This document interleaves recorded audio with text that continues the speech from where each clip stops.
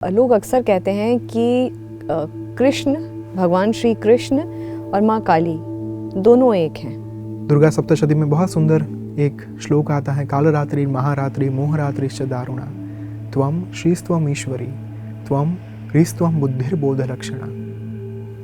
कालरात्रि दीपावली की रात, लेकिन उसी रात्रि पर हम दिए जलाते हैं। और जब आप भगवान कृष्ण के जन्म को ध्यान से देखेंगे, जब उनका जन्म हुआ साथ साथ में योग माया भी प्रकट हुई थी।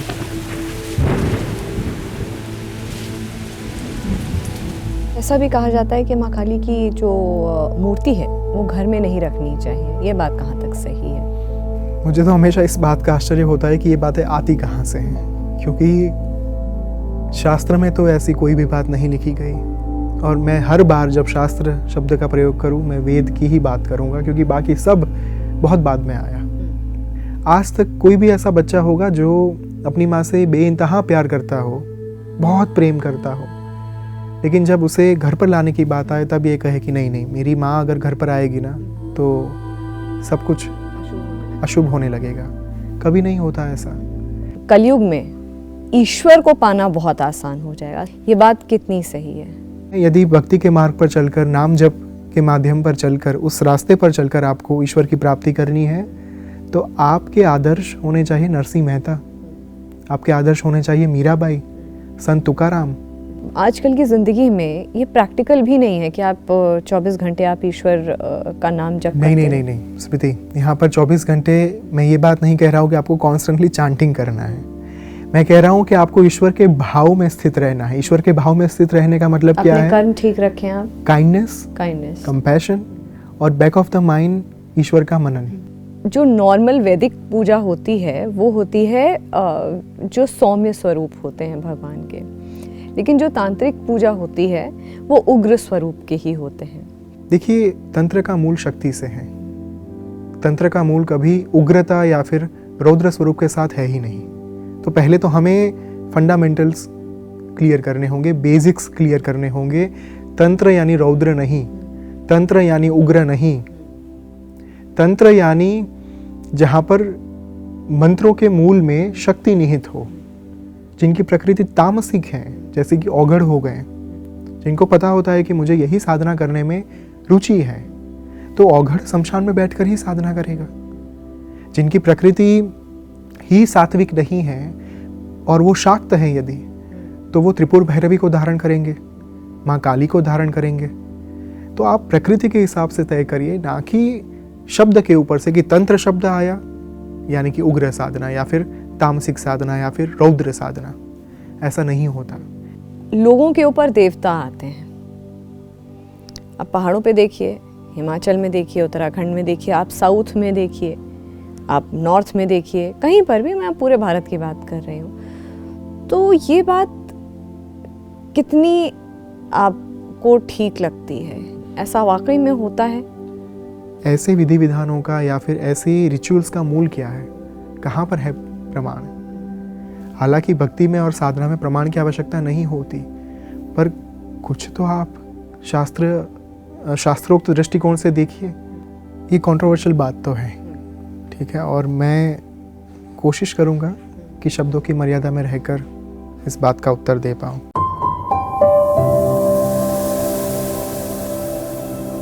पर एक बात मैंने कहीं पढ़ी थी कि किसी ने बोला था कि कलयुग में सबसे जो बुरी बात ये होगी कि सब खराब होने लग जाएगा। इस तरह से जो हम तंत्र को डिकोड कर रहे हैं, ये चीज़ें बहुत प्रोएक्टिवली काम करने लग जाएंगी। लेकिन सबसे अच्छी बात ये रहेगी कि ईश्वर को पाना बहुत आसान हो जाएगा। सिर्फ नाम मात्र लेने से, सिर्फ जाप करने से आप उस सुप्रीम पावर से कनेक्ट हो जाएंगे। ये बात कितनी सही है? बिल्कुल सही है। पर यहाँ पर स्मृति, मैं आपको थोड़ा और डेप्थ में लेकर जाना चाहता हूँ।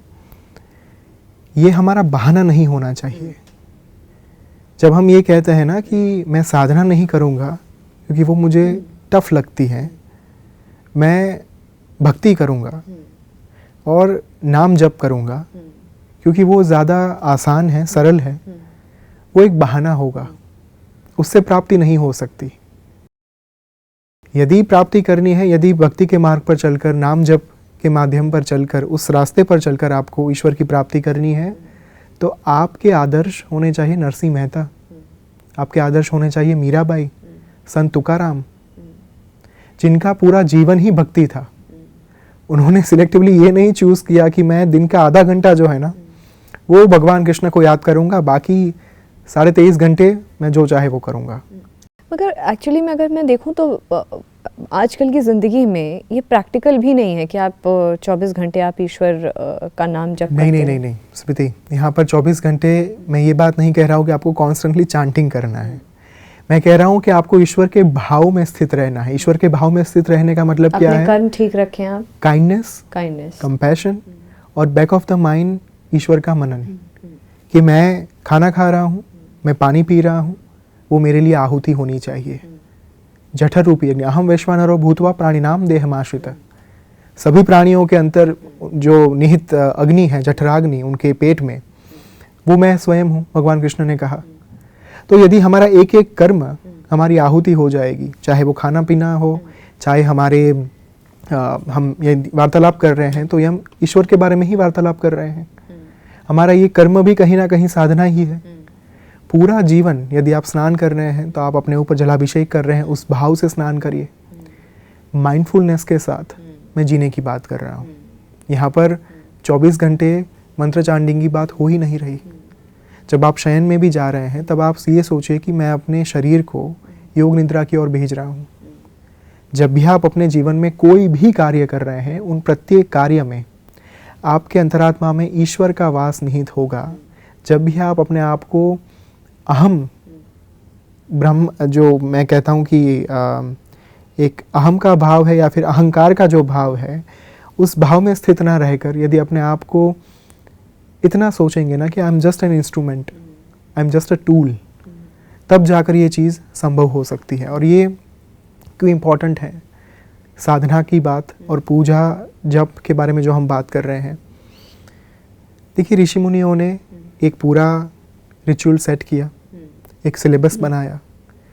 जब आप एक्सेल कर जाओ ना, जब आप पीएचडी हो जाओ, तब आप उस सिलेबस में चेंजेस ला सकते हो। आप ये तय कर सकते हो कि हाँ, इतना ज़रूरी है, इतना ज़रूरी नहीं है, तो निकाल दो। पर पहले आप पीएचडी तो कर लो।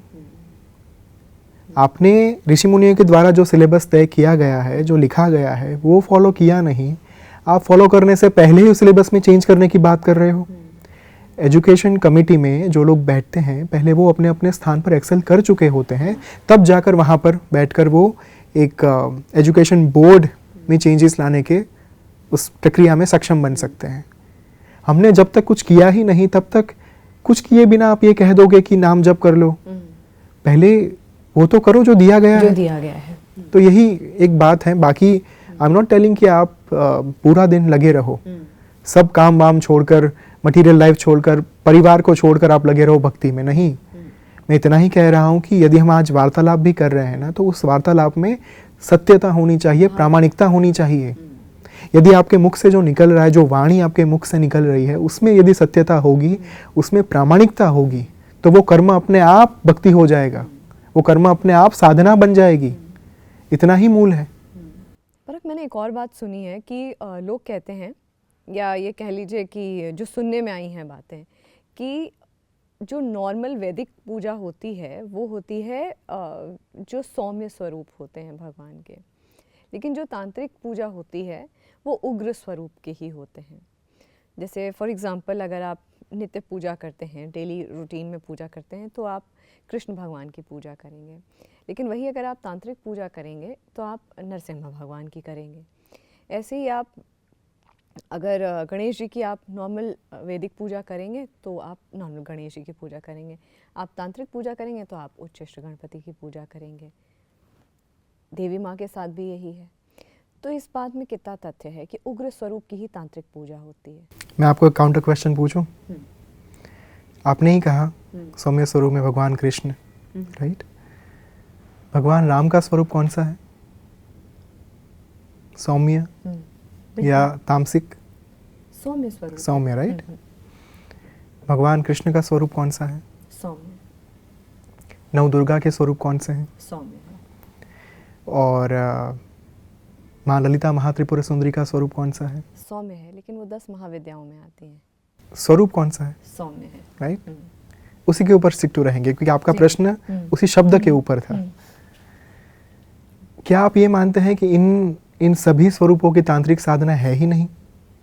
क्योंकि आपने जब नरसिंह भगवान का नाम लिया, वो स्वरूप भगवान विष्णु का है, लेकिन भगवान कृष्ण और भगवान राम की तांत्रिक साधनाएं तो हैं। मैं आपको मंत्र के साथ कह रहा हूँ, जैसे कि अगर हम भगवान कृष्ण की वैदिक साधना कर रहे हैं तो that is Hare Ram Ram Ram Hare Hare, Hare Krishna Krishna Krishna Hare Hare. That is a महामंत्र और भगवान कृष्ण, उनका तांत्रिक मंत्र क्लीं कृष्णाय नमः। अब जब तांत्रिक साधना भी कर रहे हैं भगवान कृष्ण की, या फिर ओम क्लीं कृष्णाय गोविंदाय गोपीजन वल्लभाय स्वाहा, जब इस मंत्र की हम तांत्रिक साधना भी कर रहे हैं तो उनका स्वरूप तो सौम्य ही रहता है। ये सबसे बड़ी भ्रमणा है।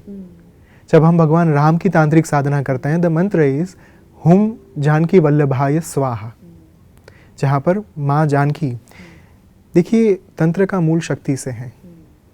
तंत्र का मूल कभी उग्रता या फिर रौद्र स्वरूप के साथ है ही नहीं।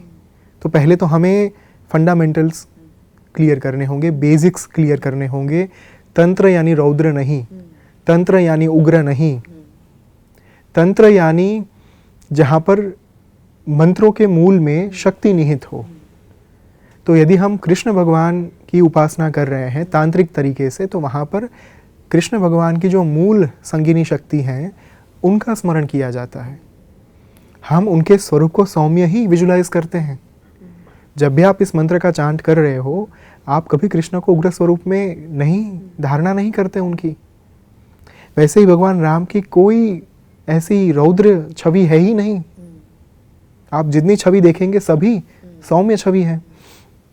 माँ ललिता महात्रिपुर सुंदरी, ब्रह्मांड की सर्वोच्च तंत्र विद्या, उनका स्वरूप देखिए, इतना सौम्य। उनके बारे में तो ललिता सहस्रनाम इतनी सुंदर बात कहता है, उद्यत भानु सहस्राभा चतुर्बाहु समन्विता, राग स्वरूप पाषाढ़्या क्रोधाकारां कुशोज्ज्वला, मनोरूपेक्षु कोदंडा पंचतन्मात्र सायका, निजारुण प्रभापुर मज्जत ब्रह्मांड मंडला। माँ की आभा इतनी प्रबल है, उज्जवल है, इतनी तेजोमयी है कि जैसे हजारों सूर्य एक साथ उदित हो रहे हो। अब वो तेज कितना होगा। माँ की यदि आप स्मित के बारे में बात करें, माँ की यदि आप स्वरूप के बारे में, उनके चेहरे के बारे में बात करें, ग्रंथ लिखे जा चुके हैं उनकी सौम्यता के ऊपर। महाविद्याओं में से एक है, आपने ही कहा ना। और ये मात्र एक महाविद्या नहीं, माँ ललिता महात्रिपुर सुंदरी अत्यंत सौम्य है। माँ कमलात्मिका 10वीं महाविद्या एकदम सौम्य है। मातंगी माँ, सरस्वती माँ का तांत्रिक स्वरूप है लेकिन सौम्य है। उनके स्वरूप को आप कभी हाथ में वो त्रिशूल लेकर, हाथ में सितार लेकर बैठे हैं। देखिए, प्रकृति के हिसाब से तय होता है कि आप कौन सी साधना में जाना चाहते हैं। किसी इंसान की प्रकृति, आप सात्विक प्रकृति के हैं, आप सात्विक साधना में ही रहेंगे। यदि मेरी प्रकृति राजसिक है तो मुझे भगवान विष्णु की श्रृंगारिक साधना करने में, जैसे पुष्टि मार्ग से लेकर वो जो सारे मार्ग हैं, वहाँ पर राजसिक तरीके से भगवान की उपासना की जाती है। भगवान के स्वरूपों के ऊपर अलंकार देखेंगे आप, आभूषण देखेंगे, उनको राज राजेश्वर के स्वरूप में तैयार होते देखेंगे। उसी स्थान पर जिनकी प्रकृति तामसिक है, जैसे कि औघड़ हो गए, जिनको पता होता है कि मुझे यही साधना करने में रुचि है, तो औघड़ शमशान में बैठकर ही साधना करेगा। जिनकी प्रकृति ही सात्विक नहीं है और वो शाक्त हैं यदि, तो वो त्रिपुर भैरवी को धारण करेंगे, माँ काली को धारण करेंगे, या फिर माँ काली में भी वामाचार के मार्ग को, दक्षिणाचार का मार्ग भी सौम्य मार्ग ही है। भद्रकाली माँ का एक सौम्य स्वरूप, हालांकि काली है तो काली का सौम्य स्वरूप भी थोड़ा सा उग्र तो रहेगा, पर भद्रकाली उसमें भी सौम्य स्वरूप प्राप्त होता है। काली में ही 2 स्वरूप अगर प्राप्त हो रहे हैं तो बाकी की महाविद्याओं की तो बात ही क्या करना। आप धूमावती, तामसिक है तो धूमावती देवी की ओर, या फिर छिन्नमस्ता, द सुप्रीम उग्र स्वरूप तांत्रिक फियर्स फॉर्म ऑफ महादेवी, महाविद्या। तो आप प्रकृति के हिसाब से तय करिए, ना कि शब्द के ऊपर से कि तंत्र शब्द आया यानी कि उग्र साधना या फिर तामसिक साधना या फिर रौद्र साधना। ऐसा नहीं होता। ये मात्र एक भ्रमणा है, एक मिथ है, मिथ्या है और कुछ नहीं है। अच्छा, आपसे बात करा, आपने जो है क्लिंग शब्द का प्रयोग किया, तो मैं आपसे पूछना चाहूँगी कि लोग अक्सर कहते हैं कि कृष्ण, भगवान श्री कृष्ण और माँ काली दोनों एक हैं। एक है श्याम, दूसरे है श्यामा।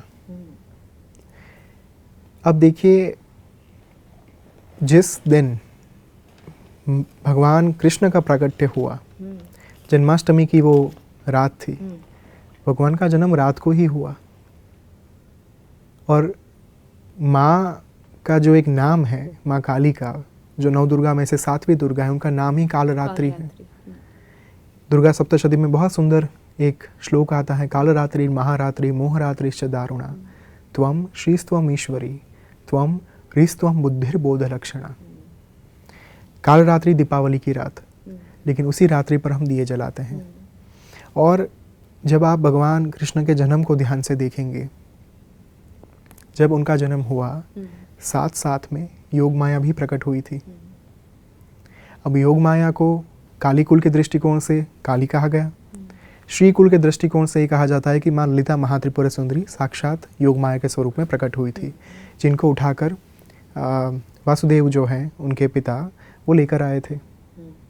अब जब उनका वध करने के लिए कंस आगे बढ़ा, उनके हाथों से निकलकर योग माया ने इतना ही कहा कि तेरा वध करने वाला तो प्रकट हो चुका है, जन्म धारण कर चुका है और वो आएगा तेरे पास। काली के साथ उनके वर्ण भी जो है वो जुड़े हुए हैं। काली और कृष्ण का वर्ण देखिए, दोनों का रंग श्याम है। एक बहुत ही सुंदर घटना मुझे स्मरण में हो रही, लेकिन उस घटना के बारे में बात करने से पहले, जब जब कृष्ण के पास कोई साधक जाएंगे, तब तब कृष्ण उन्हें माँ के पास भेजेंगे, क्योंकि माँ का एक नाम ही है पद्मनाभ सहोदरी। पद्मनाभ यानी भगवान विष्णु, सहोदरी यानी सह प्लस उदरी, जो एक ही उदर से, एक ही पेट से, एक ही गर्भ से जिनका जन्म हुआ है, भाई बहन। तो काली और कृष्ण जो है वो एक दूसरे के कहीं ना कहीं एक स्वरूप एक ही है, ऊर्जा एक ही है, लेकिन एक प्रकृति तत्व है, एक पुरुष तत्व है। और एक बहुत सुंदर कथा मुझे याद आ रही है, जहाँ पर एक बार जब भगवान कृष्ण ने पूरे विश्व को मोहित कर दिया अपनी लीला से, अपने आभा से, अपने स्वरूप से, तब रुक्मणी जी उनके पास आई। उन्होंने कहा, प्रभु आपने पूरे विश्व को तो मोहित कर लिया, पर आपने मात्र महिलाओं को, प्रकृति स्वरूपा को मोहित किया। आपका अभी भी पुरुष तत्व के ऊपर कोई होल्ड है नहीं, टेक्निकली देखा जाए तो। भगवान कृष्ण ने कहा, अच्छा ऐसी बात है। उन्होंने उसी क्षण माँ ललिता महात्रिपुरा सुंदरी का स्वरूप धारण कर लिया। तो ये कथाएं कहीं ना कहीं यही सूचित करती हैं कि वो दोनों भिन्न नहीं हैं, दोनों एक ही हैं। दूसरी कथा, देवी राधा उनके पति के साथ रहते थे फिजिकली, और राधा जो है वो नित्य प्रतिदिन रात्रि को घर से बाहर निकलकर चले जाते थे कहीं और। तो उनके पति के मन में हमेशा ये संशय रहता था कि ये आखिर जाते किसके पास हैं। रात को यदि कोई महिला घर से बाहर निकले और यदि रात्रि भर बाहर रहे तो संशय आना स्वाभाविक है।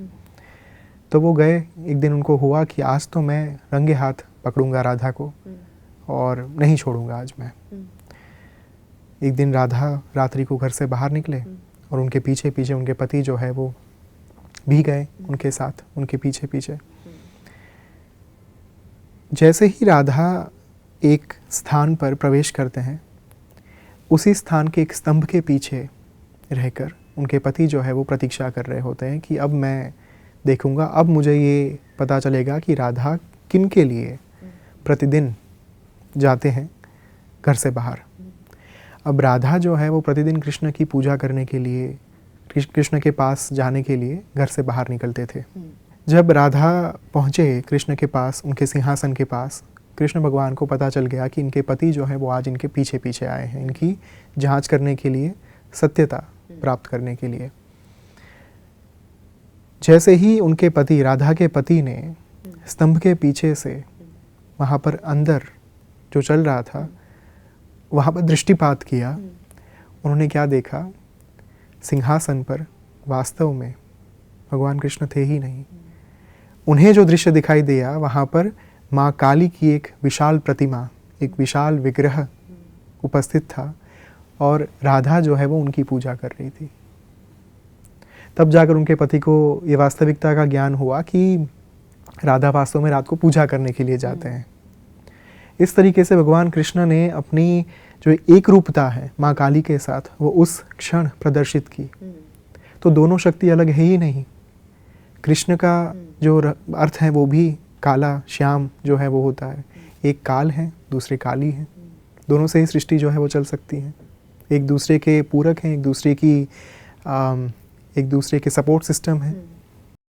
अच्छा परक, क्योंकि आप माँ काली की बात कर रहे हैं तो ऐसा भी कहा जाता है कि माँ काली की जो मूर्ति है वो घर में नहीं रखनी चाहिए। ये बात कहाँ तक सही है? मुझे तो हमेशा इस बात का आश्चर्य होता है कि ये बातें आती कहाँ से हैं, क्योंकि शास्त्र में तो ऐसी कोई भी बात नहीं लिखी गई। और मैं हर बार जब शास्त्र शब्द का प्रयोग करूँ मैं वेद की ही बात करूँगा, क्योंकि बाकी सब बहुत बाद में आया। इसके पीछे का एक कारण ये भी हो सकता है कि लोग ये मानते हैं कि महाकाली जो है वो स्मशान में उनका वास है, वो काल को यानी कि समय और मृत्यु को नियंत्रण में लाती हैं। तो यदि हम उनको घर में लाएंगे तो घर में मृत्यु होना शुरू हो जाएगी या फिर घर में तबाही मचना शुरू हो जाएगा, घर में स्मशान की जो ऊर्जाएं हैं वो आना शुरू हो जाएगी। पर इसका अर्थ तो यही हुआ ना कि आपकी भक्ति में ही खोट है। यदि आप एक और आप माँ काली को अपनी माँ मान रहे हैं, दूसरी ओर आप अपनी माँ को घर पर नहीं ला रहे हैं। आज तक कोई भी ऐसा बच्चा होगा जो अपनी माँ से बेइंतहा प्यार करता हो, बहुत प्रेम करता हो, लेकिन जब उसे घर पर लाने की बात आए तब ये कहे कि नहीं, मेरी माँ अगर घर पर आएगी ना तो सब कुछ अशुभ होने लगेगा। कभी नहीं होता ऐसा।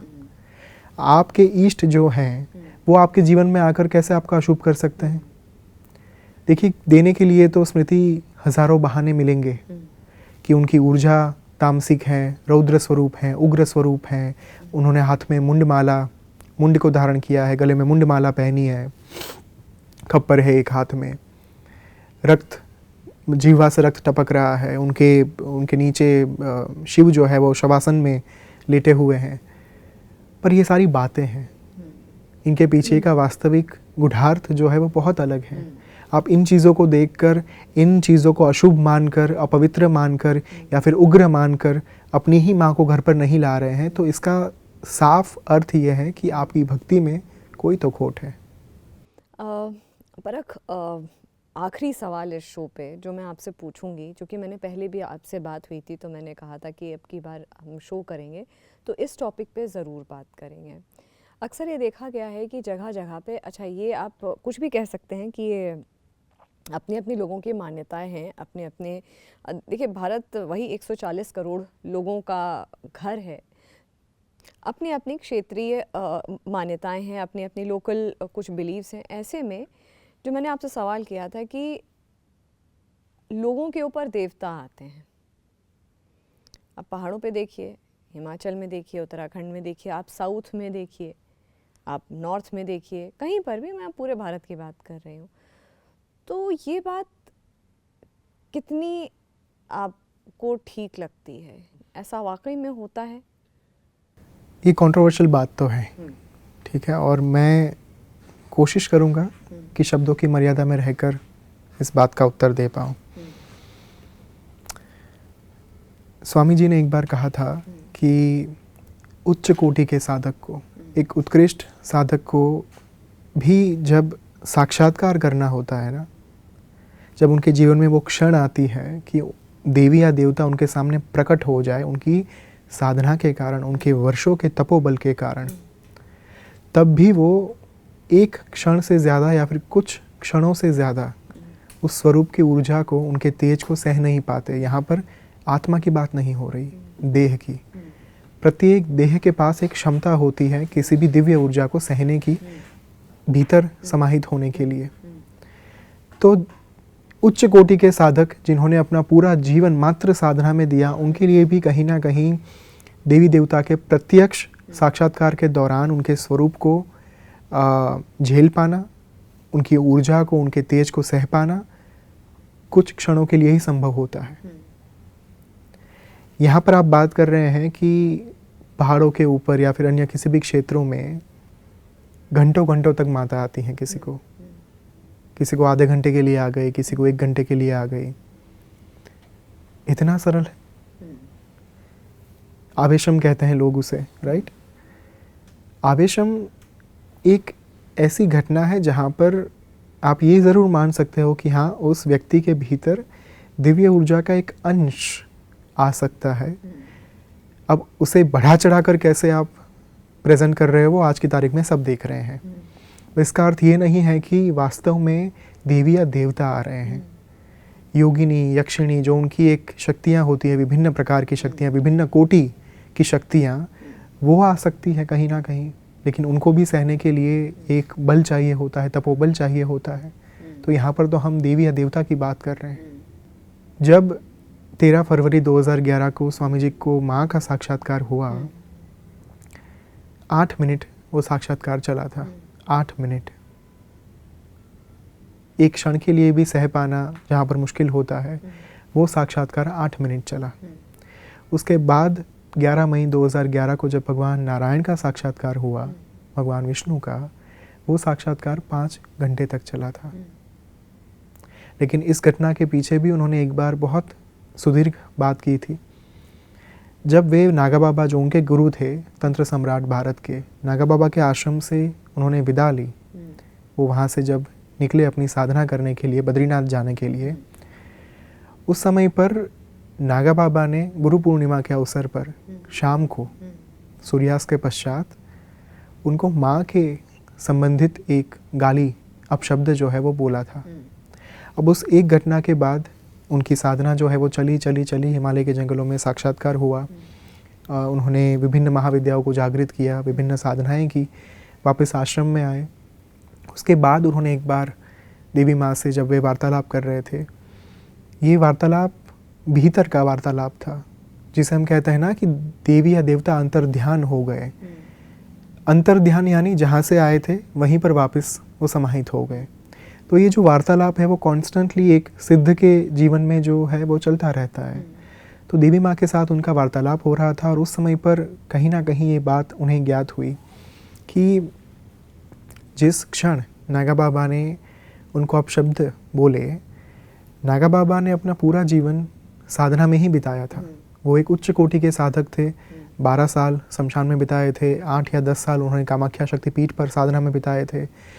ज़्यादातर जीवन उनका हठ योग की साधना में, जल विहार साधना, जलधारा साधना, पंचधुनी साधना, इन साधनाओं में ही बीता था। विभिन्न प्रकार की तांत्रिक साधनाएं, वैदिक साधनाएं उन्होंने की थी। भगवान कृष्ण की तांत्रिक साधना उन्होंने की थी वृंदावन में जाकर। अब इतने वर्षों का तपोबल उन्हें ज्ञात था कि मुझे किनको प्रदान करना है।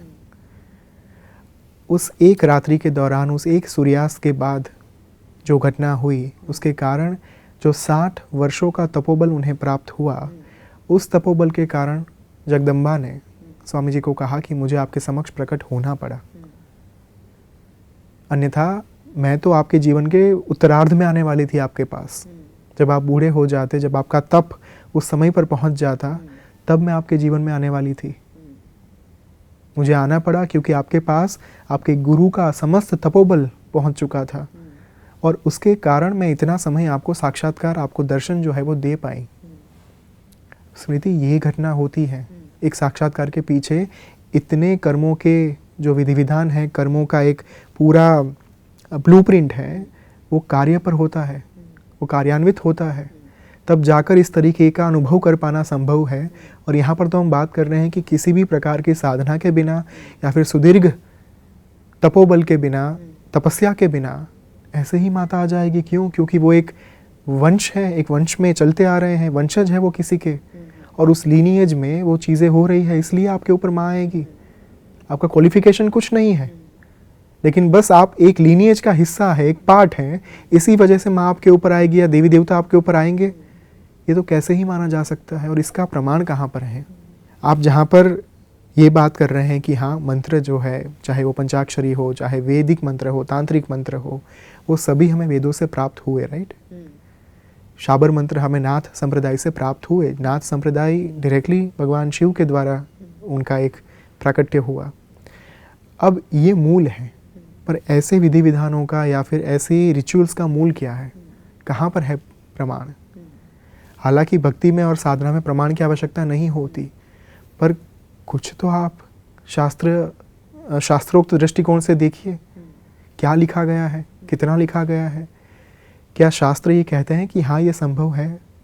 एक कथा, ध्रुव की कथा, 5 साल का बच्चा था, भगवान विष्णु ने साक्षात्कार करा दिया, दर्शन दे दिए, ऋषि मुनि क्रोधित हो गए, नाराज हो गए। ये भगवान का कैसा पक्षपात है, ये कैसा भेदभाव कि हम तो इतने सालों से पूरा जीवन हमने साधना में खपा दिया अपना, हमें नहीं साक्षात्कार दिया, 5 साल के बच्चे को दे दिया। तो ये बात आगे पहुंची देवऋषि नारद के पास। देवऋषि नारद पहुंचे वैकुंठ में भगवान विष्णु के पास और ये फरियाद की कि भगवान सब लोगों की यही फरियाद है, आप कोई उपाय बताइए। भगवान तो लीलाधारी हैं, लीलाधर हैं।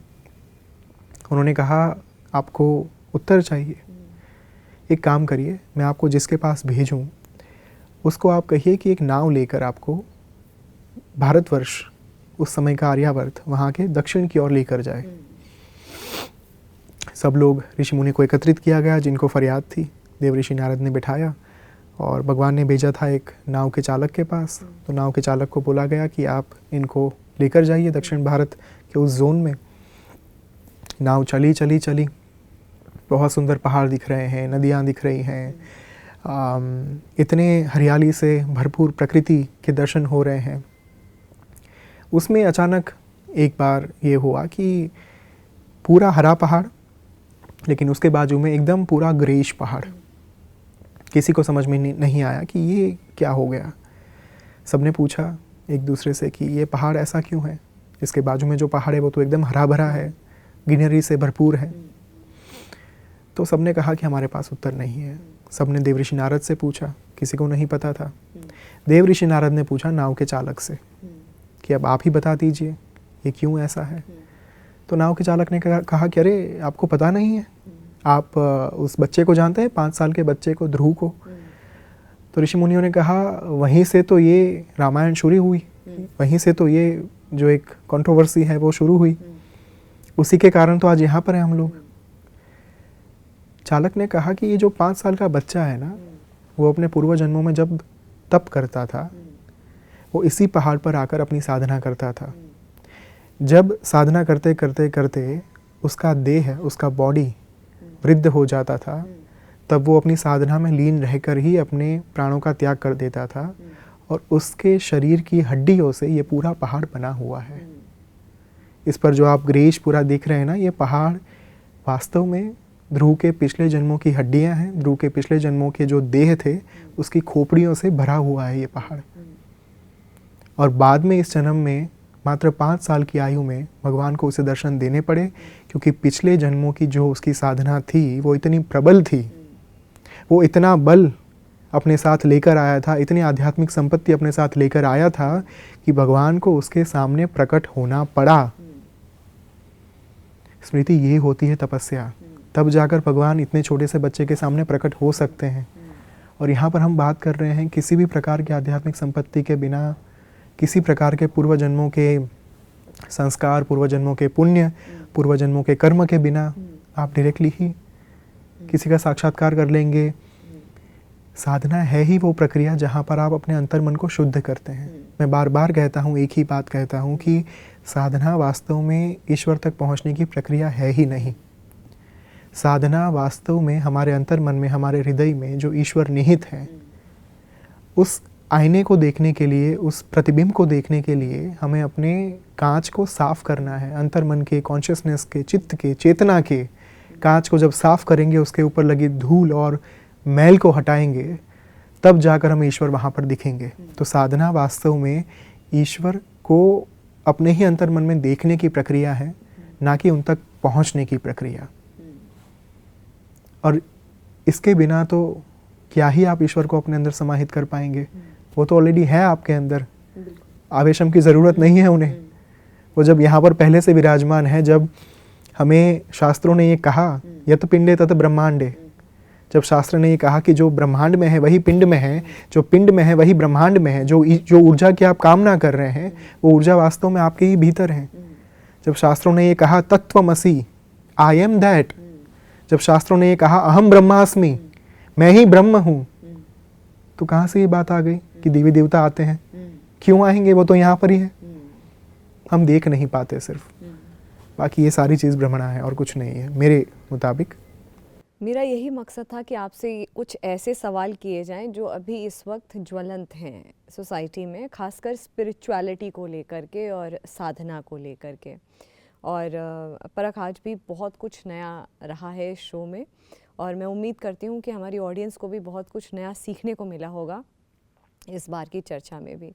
आपका बहुत बहुत धन्यवाद परख। लेकिन इसी एक उम्मीद के साथ हम धन्यवाद करते हैं या थैंक यू कहते हैं कि फिर से मुलाकात होगी मंथन के।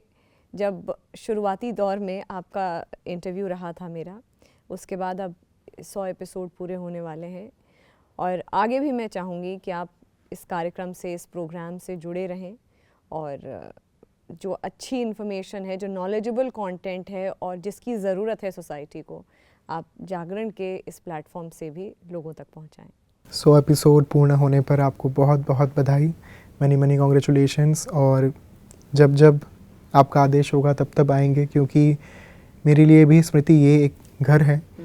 और मैं हमेशा कहता हूँ कि यहाँ पर आने के बाद मुझे सोचना नहीं पड़ता, माँ साक्षात आकर उन्हें जो बुलवाना होता है, जो बातें करवानी होती हैं वो करवा लेती हैं। एंड आप एक इतना उत्कृष्ट माध्यम बनती हैं ये पूरे वार्तालाप के दौरान। मैं यहाँ पर जो अनुभूति करता हूँ, यहाँ पर जो मैं एक नदी की तरह प्रवाहित होता हूँ, वो शायद ही किसी और जगह पर मैं होता हूँगा। तो I am truly grateful to you for giving me this opportunity. जब जब बुलाएंगे, जब जब एक नए विषय के ऊपर बात करनी होगी, तब तब आप मुझे पाएंगे यहाँ पर हमेशा। बहुत बहुत धन्यवाद Parakh, thank you so much. Thank you. पूर्णाहुति मंत्र के साथ इस पॉडकास्ट की पूर्णाहुति करेंगे। ओम पूर्णमदः पूर्णमिदं पूर्णात् पूर्णमुदच्यते पूर्णस्य पूर्णमादाय पूर्णमेवावशिष्यते। हरि ओम तत्सत्, हरि ओम तत्सत्, हरि ओम तत्सत्।